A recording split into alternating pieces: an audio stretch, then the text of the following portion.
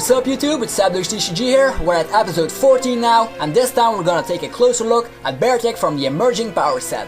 So there are two Beartic cards in this set, and the one you wanna get if you wanna make a deck like this one is the hollow one, so not the regular rare one. Okay, let us start off. Beartic is a great card all around. It has an HP of 130 for a stage 1, which is really good, and its weakness is metal, which is also pretty nice, because there aren't that many Pokemon that are metal in this format. Now the main thing why this card got a little bit overhyped when it first leaked on the internet was due to its first attack called Sheer Cold, which deals 50 damage, and the Pokemon that gets hit by this move can attack during his next turn, and that for only a water and a double colorless energy.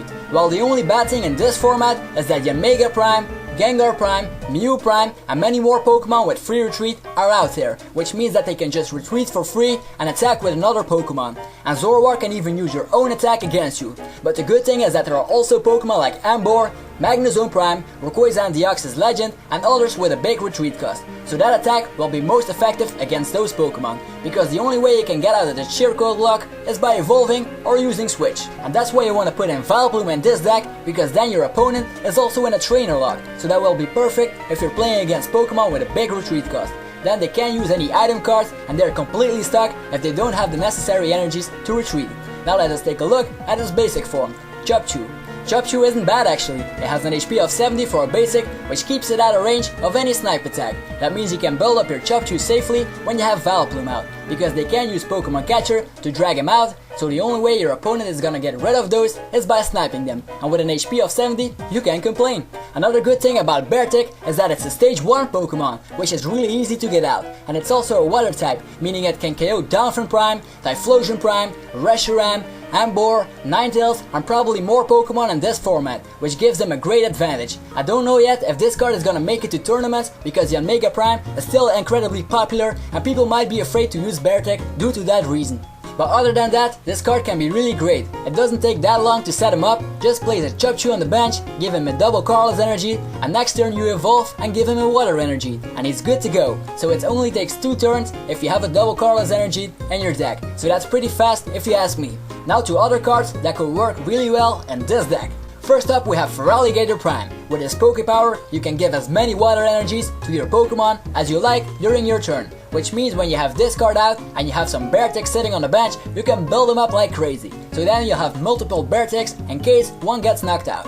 Kingdra Prime can also be a attack card, just for the extra damage counter each turn. You can use his Pokepower and hit the bench, or you can just deal more damage to the active Pokemon.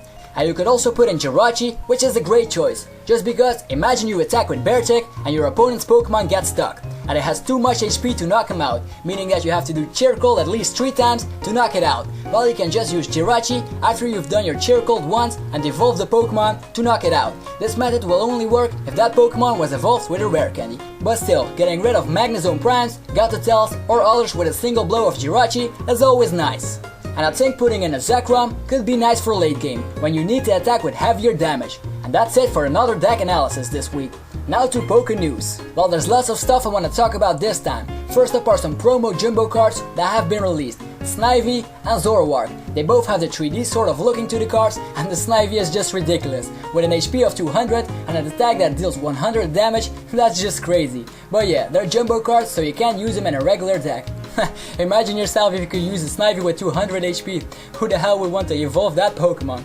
Anyway, next thing I want to talk about are the new promo cards for Battle Roads. Well, to be honest, they're bad, yeah. They have the same effect as the regular Pokeball cards, so they aren't that special in any deck, but the cards themselves look really amazing. I like how all the 3 cards have a different artwork depending on how far you got in the tournament. Now to the biggest news of this episode that people have been waiting for. The newest Japanese set, Psycho Drive and Hail Blizzard, finally leaked completely on the internet, with translations too. I'm gonna talk about a few right here, right now. If you wanna see the others, just go check them out at pokebeach.com. Probably the most hyped cards right now from the set are the EX cards. Shaman EX, Regigigas EX, Groudon EX, Kyogre EX, Kyurem EX, and Mewtwo EX. Now these cards have the most epic artwork I've ever seen on a Pokemon card. And the first thing I noticed when I looked over the set is that the EX cards will have a full art form, as well as another holo type form that reminds me of a level X card. Also, it's awesome to see that Pokemon other than the Unova Pokemon are in this set, including the 3 legendary birds. So we'll finally have another Articuno card, Moltres, and of course a Zapdos card, which is more than reason enough for me to buy one of these packs when they come out. And another thing, they finally decided to bring back the shiny Pokemon. There will be shinies like Ambor, Chandelure, Zoroark, Heydragon or Heydragon or whatever you want to call that Pokemon, and the Ambor will have the same ability as the one from the regular black and white set, so it will be worth buying one of these booster packs because there will be so many good cards in that set. Also we get new trainer cards, and some of these are actually playable, so we start off with Heavy Ball, which says choose any one Pokemon from your deck with a retreat cost of 3 or more, show it to your opponent and put it in your hand. So this can be very good to bring out Pokemon like these: Magnezone, Ambor, Beartic, Dolphin and many more, with a simple trainer card. Okay, here we have another Pokeball, and this one's called Level Ball. It states choose any one Pokemon from your deck with an HP of 90 or less, show it to your opponent and put it in your hand. So again, a really playable card. You can use cards like Reuniclus or something that don't have a high HP, or you could use it for a stage 1 or even for a basic 2. Here we see a supporter card called Sylin, which lets you search your deck for 3 basic energy cards and put them in your hand. This can be a great trainer card in decks that use Ambor or Feraligatr Prime. Simply awesome. Okay, here we see a Pokemon tool card called XP Share, which has been a while since they printed any tool cards. I believe the last tool card was printed in the Arceus set. Now what the card does: when your active Pokemon is knocked out by damage from an opponent's attack, choose one basic energy attached to that Pokemon and move it to the Pokemon that this card is attached to. This can be used to build up Pokemon for a late game like Magnezone Prime or others. Just give this tool card to a Pokemon that needs lots of energies.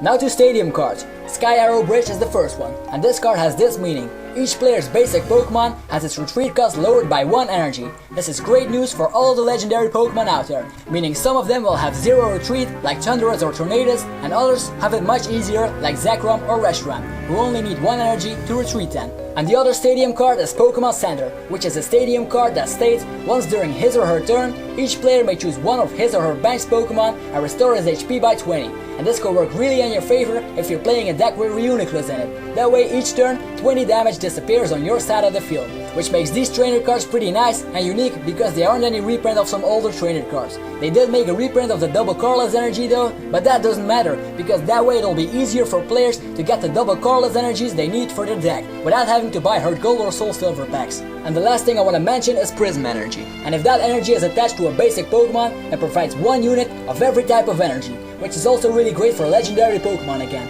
I guess most trainers out of this set will help legendary Pokemon out. We got Heavy Ball to bring them out, we got Prism Energy to provide energy, and we got the Sky Arrow Bridge to help them retreat. So that's all of the cards I wanted to talk about right now, because the trainers and the EX cards were the most important to me, as well as the new Zapdos card. Yeah, anyways, if you have any questions, suggestions, or exciting new ideas, place them in the comment section as always. I hope you enjoyed this extra long Poke News, as well as the deck analysis for this week. So this was ZapdosTCG, thanks for watching, till next time.